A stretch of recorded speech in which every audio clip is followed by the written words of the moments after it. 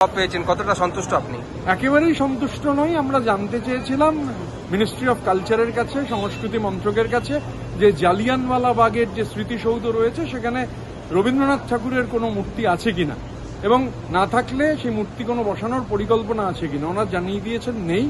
আসলে জালিয়ানওয়ালাবাগে যে হত্যাকাণ্ড হয়েছিল 1919 সালের যে ভয়ানক হত্যাকাণ্ড, 1000-এর ওপর মানুষ, নিরপরাধ মানুষ তারা মারা গিয়েছিলেন, সবথেকে প্রথম প্রতিবাদ, সবথেকে তীক্ষ্ণ এবং তীব্র প্রতিবাদ করেছিলেন রবীন্দ্রনাথ। 1915 সালে রবীন্দ্রনাথকে ব্রিটিশ সরকার নাইট উপাধি দিয়েছিল, নাইটহুড দিয়েছিল।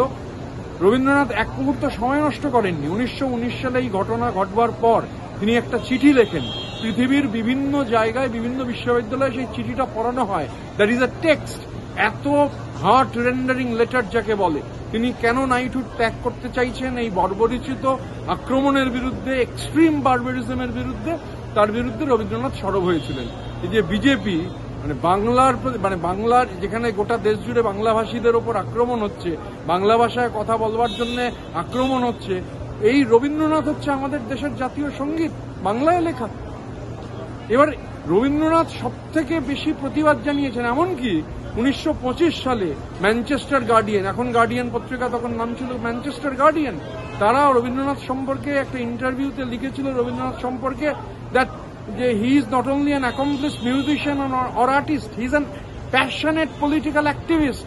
রবীন্দ্রনাথ যেভাবে এই নাইটহুড তার ত্যাগ করেছিলেন, যে তীব্র ভাষায় প্রতিবাদ জানিয়েছিলেন, ওইখানে জালিয়ানওয়ালাবাগে অবিলম্বে রবীন্দ্রনাথের মূর্তি রাখা উচিত। এবং এই চিঠিটি, যে চিঠি তিনি লিখে নাইটহুড ত্যাগ করেছিলেন, সেই চিঠি ডিসপ্লে করা উচিত প্রপারলি।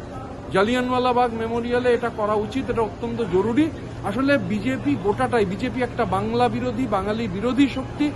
বাংলা ভাষাভাষী মানুষের ওপর আক্রমণ চলছে, তো রবীন্দ্রনাথ বাদ যাবেন কেন? আর আমরা তো দেখেছি এই সময়কালে উত্তরপ্রদেশে বিজেপির সরকার পাঠ্যক্রম থেকে যোগী আদিত্যনাথরা রবীন্দ্রনাথকে বাদ দিয়েছেন, রবীন্দ্রনাথকে বাদ দিয়ে রামদেবকে ঢুকিয়েছেন, তাতে সেটা ওদের প্রায়োরিটি। কিন্তু আমরা দাবি করছি তৃণমূল কংগ্রেসের পক্ষ থেকে যে জালিয়ানওয়ালাবাগ মেমোরিয়ালে যে মানুষ, যে জ্যোতির্ময় পুরুষ সব থেকে সর্বাগ্রে গোটা পৃথিবীতে এই আওয়াজ ধ্বনিত করেছিলেন প্রতিবাদের, এত তীব্র প্রতিবাদের আওয়াজ, তার মূর্তি এবং এই চিঠিটি, যে চিঠি লিখে তিনি নাইটহুড ত্যাগ করেছিলেন, সসম্মানে তা প্রদর্শিত করা হোক। একেবারে উত্তরটা জাস্ট কয়েক লাইনের ব্লান্টলি নো বলে দিয়েছে। এদিকে বলছে যে বাংলা, বাঙালি, বাংলাভাষী, তাদের জন্য দরদ উতলে পড়ছে। প্রধানমন্ত্রী তো মাঝখানে গতবার ভোটের আগে লম্বা দাড়ি রেখে নিয়েছিলেন। এবং সব মিলিয়ে যে বিজেপি যে একটা বাংলা বিরোধী, বাংলা ভাষী বিরোধী, বাঙালির সংস্কৃতি, কৃষ্টি সবকিছুর বিরোধী, আজকের এই উত্তরের মধ্যে দিয়ে তা আবার প্রমাণ হয়ে গেল। এয়ার ইনফ্রাস্ট্রাকচারের উদ্যোগে অহনা অ্যাপার্টমেন্ট, বারাসাতের হৃদয়পুরে নৃপেন ঘোষ সরণিতে তৈরি হচ্ছে নতুন আবাসন প্রকল্প। থাকছে একগুচ্ছ বিশেষ সুবিধা, লিফট থেকে শুরু করে ডিপ টিউবওয়েল, এছাড়াও থাকছে সাউন্ড প্রুফ জেনারেটর এবং কার পার্কিং এর সুবিধাও। এখানে 2 এবং 3 BHK ফ্ল্যাট রয়েছে। এছাড়াও থাকছে আরো একগুচ্ছ বিশেষ সুবিধা। বিস্তারিত জানতে ফোন করুন স্ক্রিনে দেওয়া ফোন নম্বরে। সাধ্যের মধ্যে স্বাদ পূরণ।